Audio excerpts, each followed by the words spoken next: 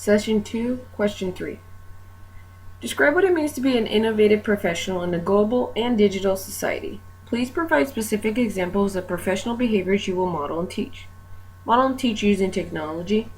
Uses technology in the classroom. Design and teaching technology-rich units.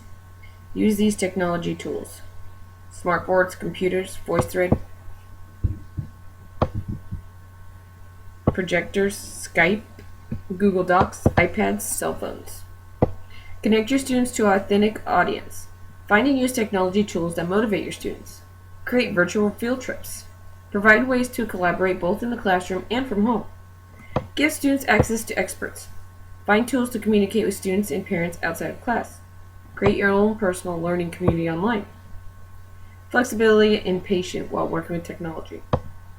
NETS standards number 3 state model digital age work and learning. Teachers exhibit knowledge, skills, and work processes representative of an innovative professional in a global and digital society.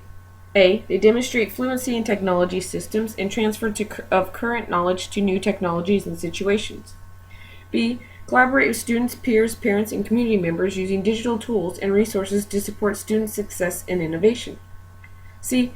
Communicate relevant information and ideas effectively to students, parents, and peers using a variety of digital age media and formats. D. Model and facilitate effective use of current and emerging digital tools to locate, analyze, evaluate, and use information resources to support research and learning. In addition, the dual coding theory by David Prabhu in 1998 fits with this. If we want to model something, we need to make sure that what we're teaching we are modeling. So the dual coding theory is mixed messages. You're verbally saying something, but you're visually showing something different. So what we need to become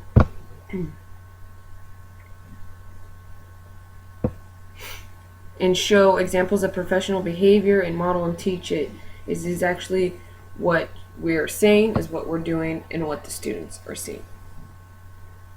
Session 2, Question 4. Describe 4 ethical or societal issues related to our evolving digital culture. Provide specific examples of how you would model and teach responsible behavior regarding each of these 4 issues.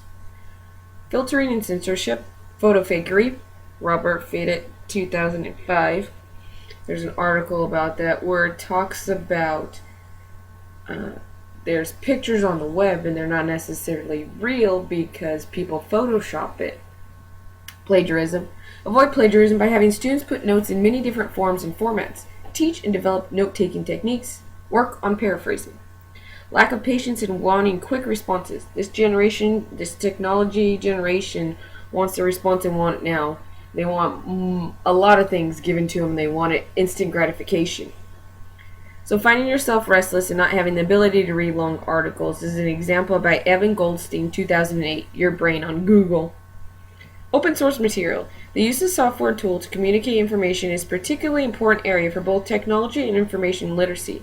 A simple example is the graphic display of the quantitative information. As listed by John Campbell of 2007 on the top 10 teaching and learning issues. Establish to support a culture of evidence, demonstrate improvement of learning, translate learning research into practice, selecting appropriate models and strategies for e-learning, provide tools to meet growing student expectation, provide professional development and support to new audiences, sharing content, application, and application development, protecting institutional data, addressing emerging ethical challenges, and understanding the evolving role of academic technologies. Teachers must be prepared to deal with ethical issues involved in a range of computer issues, such as student plagiarism from the internet. Teachers understand local and the NETS standards. Teachers understand local and global societal issues and responsibilities in an evolving digital culture and exhibit legal and ethical behavior in their professional practices. A. Advocate, model, and teach safe, legal, and ethical use of digital information and technology, including respect for copyright, intellectual property, and an appropriate document of sources. B. Address the diverse needs of all learners by using learner-centered strategies, providing adequate access, equitable access to appropriate digital tools and resources. C. Promote and model digital etiquette and responsible social interactions related to the use of technology and information. D. Develop and model cultural understanding and global awareness by engaging with colleagues and students of other cultures using digital age communication and collaboration tools. Some other issues that could affect are viruses. It's a self-replicating program that spreads into codes or documents, can be found in chats, emails, and include worms and trojans. Very harmful to the computer. Avoid opening attachments, stay away from unfamiliar sites, avoid suspicious emails. Spoofing. False info on web. Example, creating a false profile or email account on the web. Digital citizenship. Phishing. Form of social engineering. Attacks called phishing are fraudulent emails and websites designed to fool recipients into giving away personal information. Example, a credit card account, username, and password. Cyberbullying. Many students can be bullied online. Nothing on the internet is ever private. Technology changes everything. Neil Postman, 1998. Issues. Not everyone has the money to own technology. Technology impacts how to use our minds and see the world. Technology is accepted as it is. The information literacy class at WU 611 teaches us these. An alternate question is discuss ways that emerging technologies enable individuals to become active members of a global culture. What digital tools provide opportunities for communication and collaboration on a global scale? Active members are produced by technology experts, meaning that people who learned and know how to use the technology piece can advocate for it and help teach others how it works and how to use it. Digital tools such as Google Hangouts, Skype, chat rooms, messengers, AOL, MSN, texting, iPhones, they all help collaborate and communicate on a digital scale. Classes online such as a MOOC. Online classes such as MOOC reach students from all around the world. Session 2, Question 5. Please answer the following item. Discuss the critical skills necessary to gather, evaluate, and use information in this digital age. Your discussion can include skills needed for information literacy, media literacy, and/or computer literacy. First and foremost, research scholarly articles. Look for well-known authors. Research well-known search engines. Based on the Big Six by Mike Einsberg and Bob Berkowitz, there is 6 steps in locating information. The first step in information literacy strategy is to clarify and understand the requirements of the problem. So, what is known about the topic? What's the information needed? Locating the information is the next step. Identify the sources of information that is needed. Selecting and analyze. Step 3 involves examining the resources that were found. Step 4, organize and synthesize. You select the information, discriminate facts and opinions based upon comparison or similarity. Organize your facts. Step 5, creating and presenting. You present a paper, you start creating your presentation. Drawings, illustrations, and graphs. Then step 6, evaluation. The final step involves critical evaluation of the completion of the task. The Big Six skills have been used in a variety of settings to help those of a variety of needs. For example, the library of the Women's College in Dubai uses this. Different instructions in the Big Six appear to be made for each other.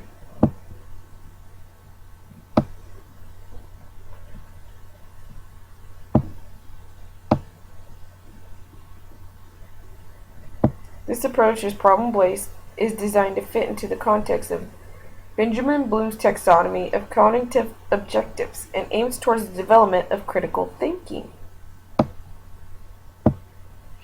Ellensburg in 2004 has recognized that there are a number of challenges to effectively applying this. The student evaluation process is crucial life skills and basis for lifelong learning. Students must be trained to distinguish between fact and opinion. Standard 1. The student who is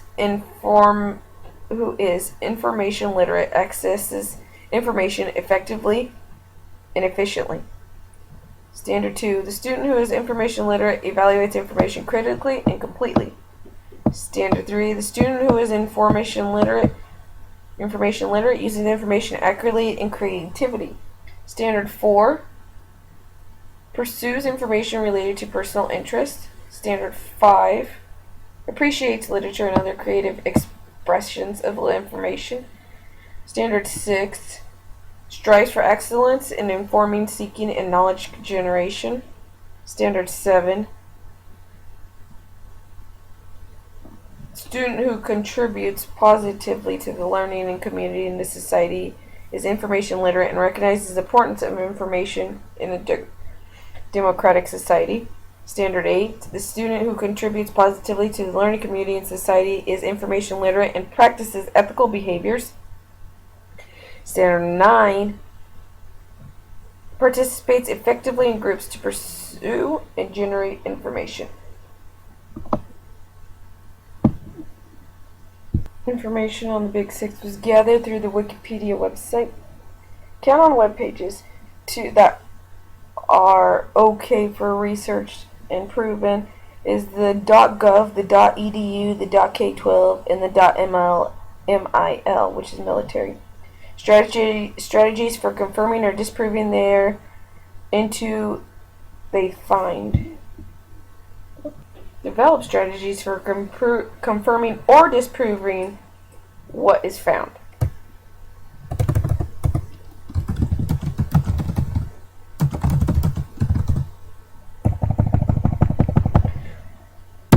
Open source info sharing culture. Curtis Bunk. There's many open source material that's educational and is developed by teachers and it's free, and you can share it with the community, and it's reliable. So look for reliable and valid sources, using copyright materials without permission, fair use, and education. There's certain materials that you can use without permission because it's in the fair use and education law. Open source materials, critical thinkers, and copyright.